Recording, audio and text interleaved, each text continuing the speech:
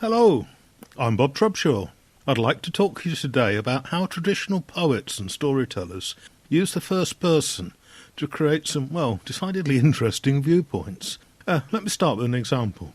Now, back in the mid-1940s, when he was about 5 or 6 years old, the Scottish traveller Stanley Robertson was walking one of the old roads to the west of Aberdeen with his great-aunt Maggie Stewart, and they came across the skull of a dead animal.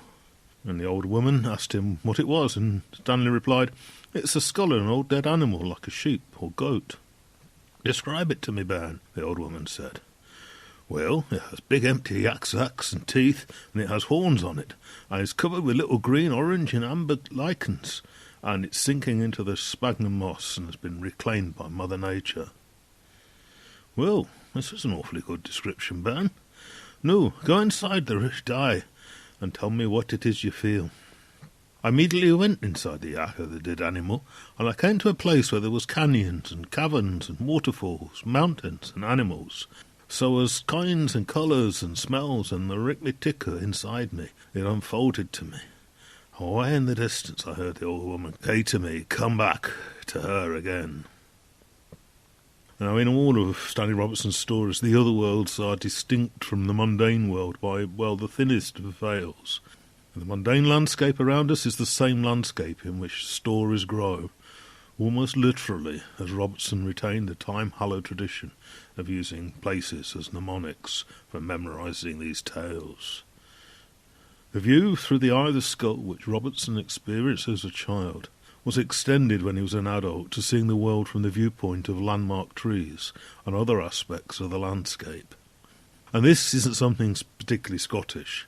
Similar first-person narratives from the viewpoint of plants and animals, even inanimate objects, form the yukan, or divine songs of the Aino people in northern Japan.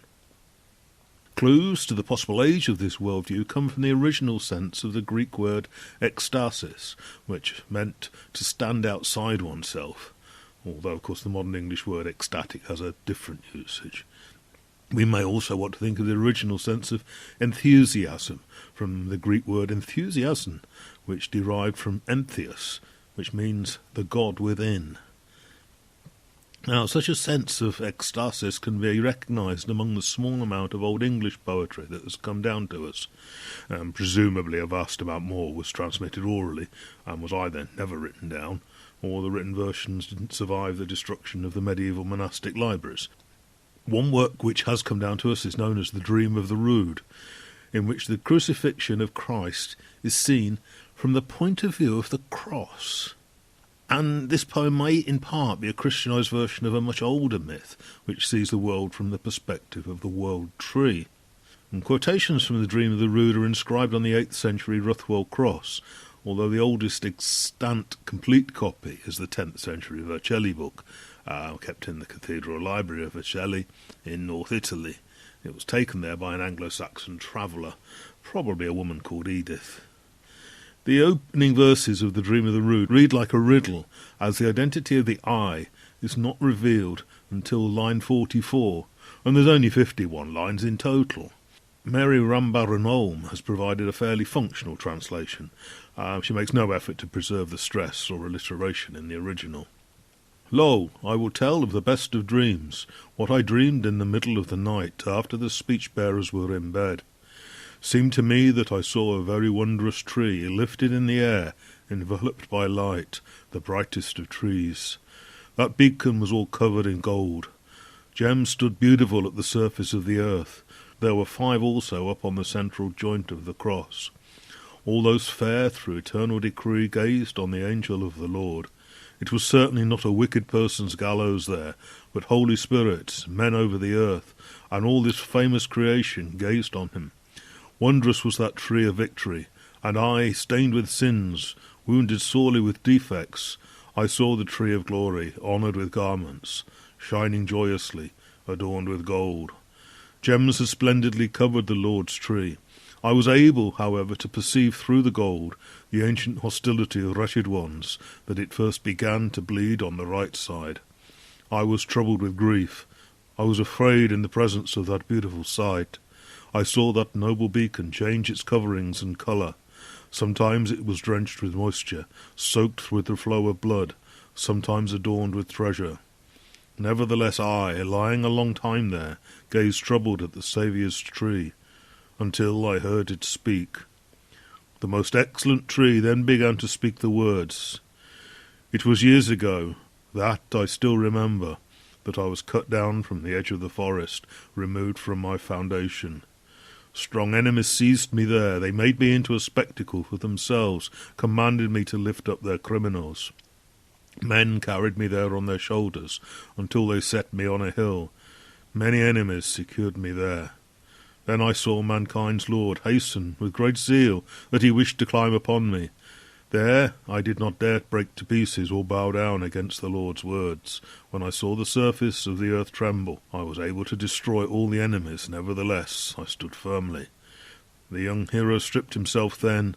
That was God Almighty, strong and resolute. He ascended to the high gallows, brave in the sight of many. There, since he wished to release mankind. I trembled when the man embraced me. However, I dare not bow down to the earth, fall to the surface of the earth, but I had to stand fast. I was raised as a cross. I lifted up the mighty King, the Lord of the heavens. I dared not bend down. They pierced me with dark nails. On me, the scars still visible, open malicious wounds. I did not dare injure any of them. They mocked both of us together. I was all drenched with blood, covered from the man's side, after he had sent forth his spirit. Such ambiguous first-person viewpoints are also used in several of the surviving Old English riddles. For example, how about this one? I am a wondrous creature, to women a thing of joyful expectation, to close-line companions serviceable. I harm no city-dweller, excepting my slayer alone. My stem is erect and tall, I stand up in bed, and whiskery somewhere down there below. Sometimes a countryman's quite comely daughter will venture, bumptious girl, to get a grip on me. She assaults my red self and seizes my head and clenches me in a cramped place. She will soon feel the effect of her encounter with me, this curl-locked woman who squeezes me. Her eye will be wet. I'm not quite sure what you're thinking, but actually you should be thinking about an onion. Now, keeping up with the notions of double meanings, the fragmentary Old English poem known to the scholars as the Wife's Lament is also open to more than one interpretation. Conventionally, this work is thought to be the autobiographical perspective of an exiled noblewoman. However, as Sara Semple has suggested, the text reads more convincingly as the first-person viewpoint of a woman dead in a burial mound.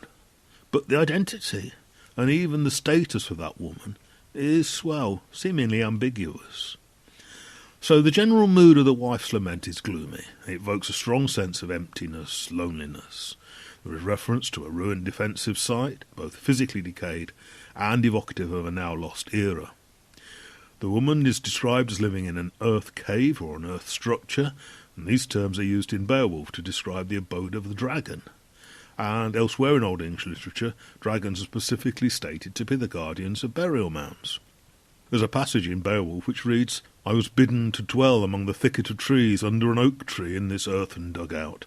Ancient is this earthen abode, I am quite consumed by longing. The dales are dark, the hills high, the bastion town grievously overgrown with briars, their habitations void of pleasures.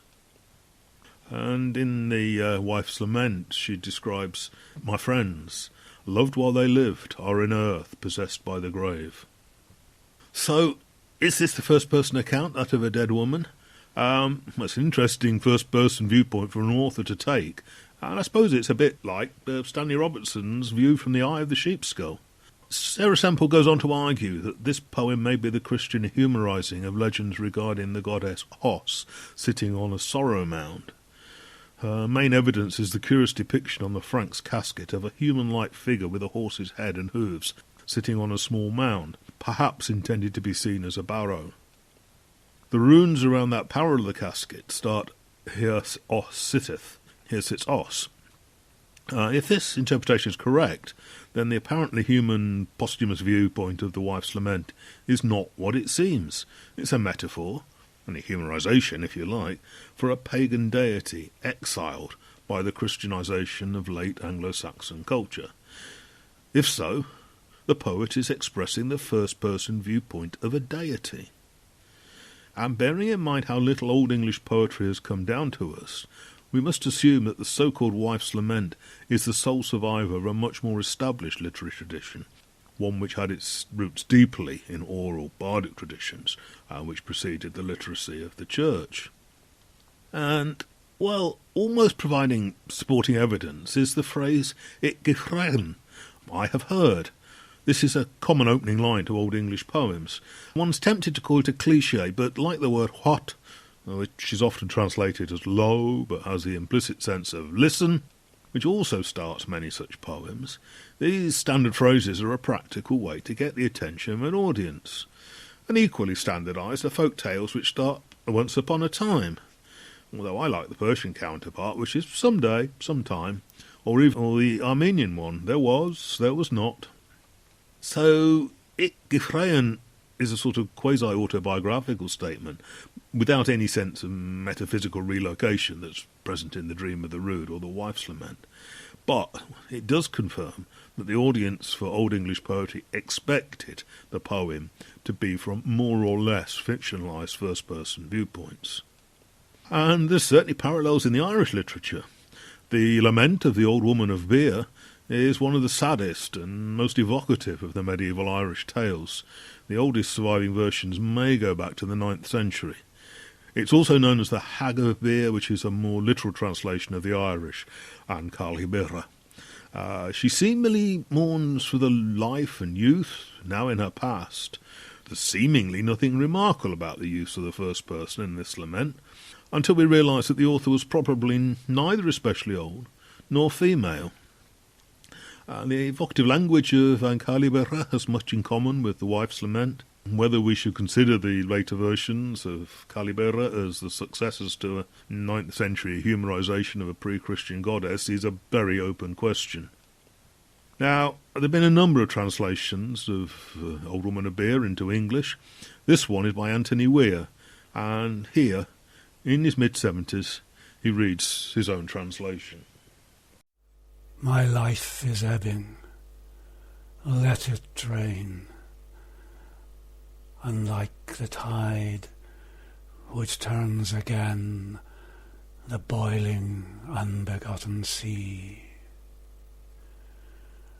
I, whose gown was always new, am now so pitifully thin that this old shift will outlive me.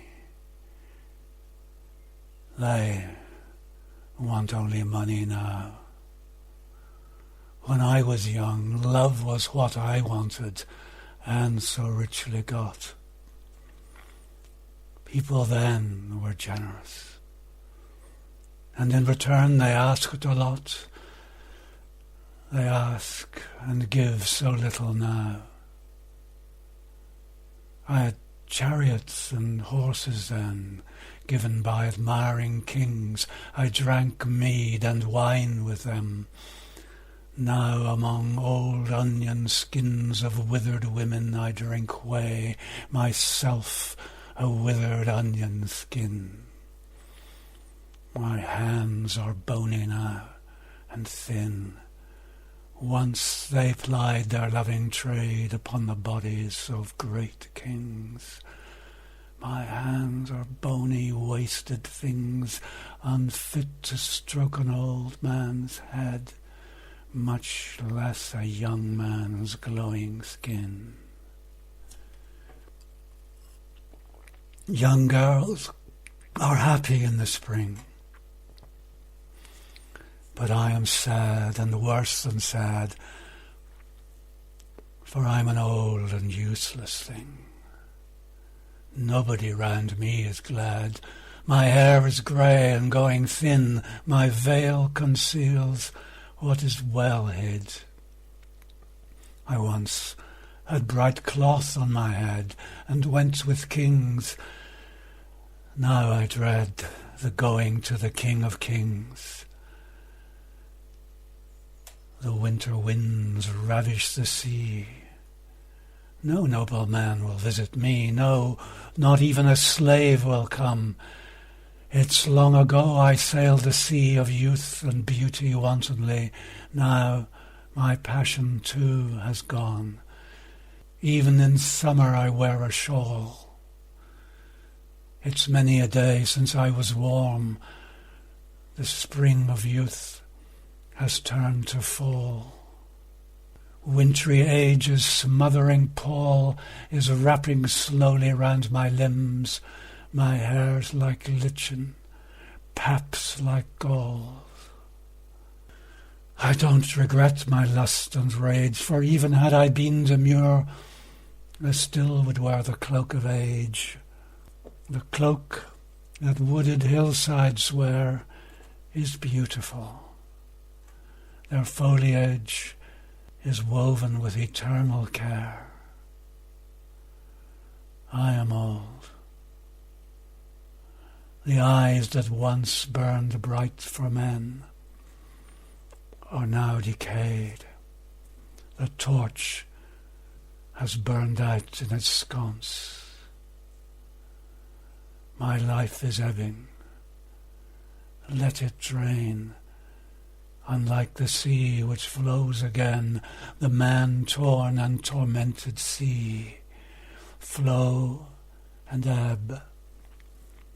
What the flow brings, the ebb soon takes away again, the flow and the ebb following.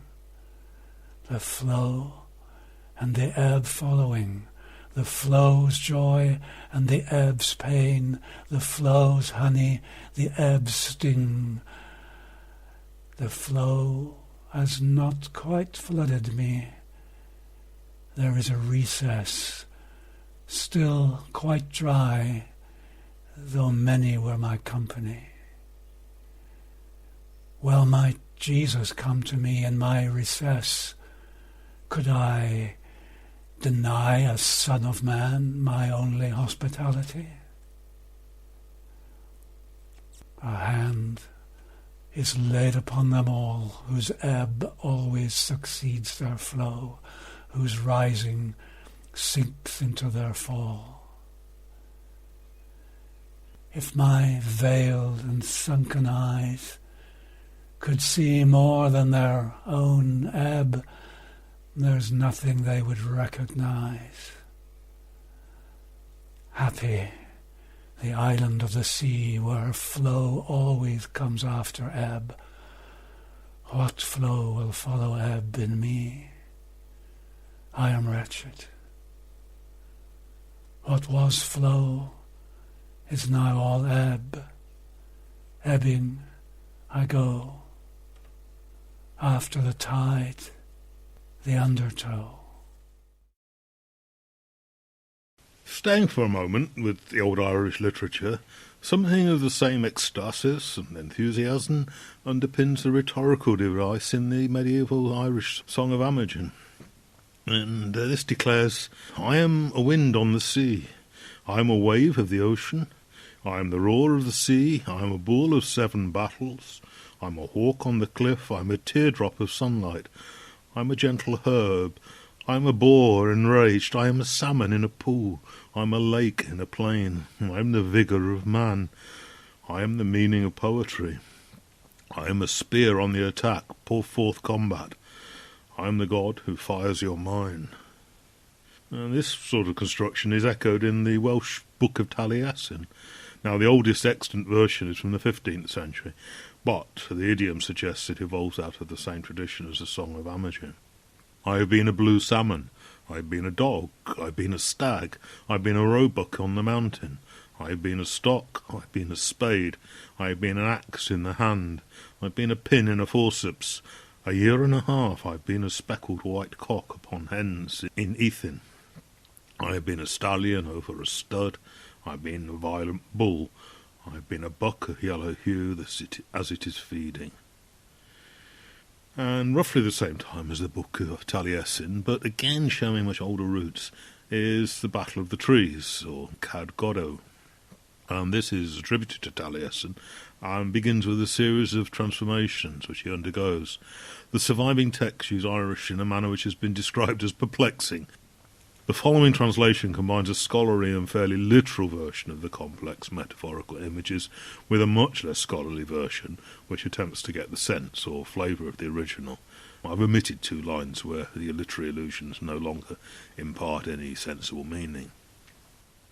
I have been a raindrop, I have been the brightest of stars, I have been a word in a book, I was conceived in that book, I have been the light of lanterns for a year and a day, I have been a steadfast bridge over 80 rivers. I have been an eagle in flight.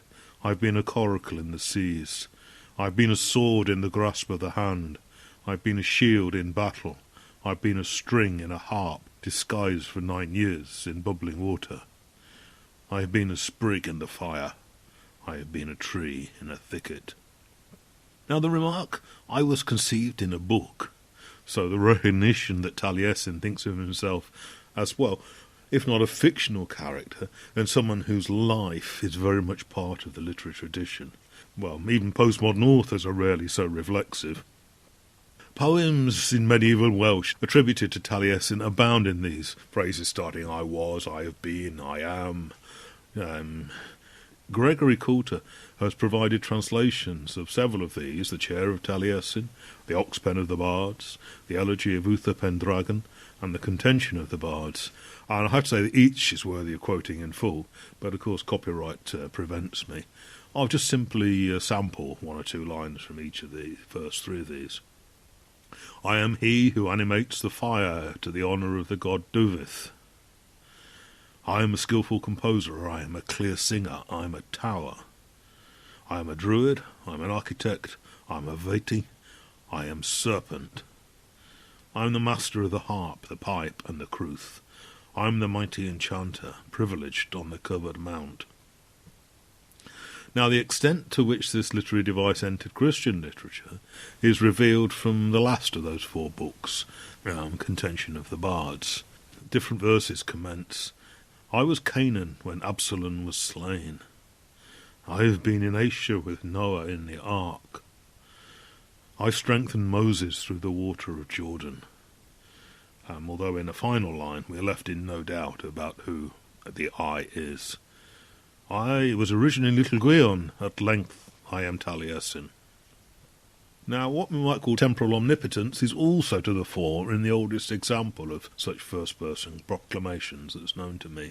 It's a hymn from the Egyptian Ptolemaic period, so about roughly 305 to 330 before current era, and in which Isis says, I separated the earth from the heaven, I showed the path of the stars, I regulated the course of the sun and the moon, I devised the activities of seamanship, I made what is right strong.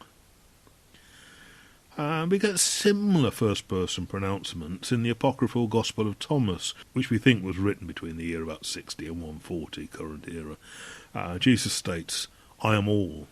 From me all came forth, and to me all has reached. And there's a Gnostic hymn from the Nag Hammadi library, which has to have been written well before 350, current era, which starts, For I am the first and the last, I am the honoured and the scorned, I am the harlot and the holy one, I am the wife and the virgin, I am the mother and the daughter, I am the members of my mother. And quite interestingly, this Gnostic hymn is once again from a female point of view, this time of Eve, obviously key to the biblical creation myth. And when we turn to the Scandinavian creation myth, the saga known as Voluspa, the tale is channeled by a, unnamed seeress, and this contains an account of the creation of the universe and a prediction of the end times known as Ragnarok. In the translations of Voluspa I've encountered, there is no overt relocation of self, but there is an ability to be all-knowing about the future, which is of course part way towards having the gnosis of a deity. In a free-to-download PDF from about 10 years ago, I go further into the use of first-person viewpoints in rituals and magic. The link's in the description below.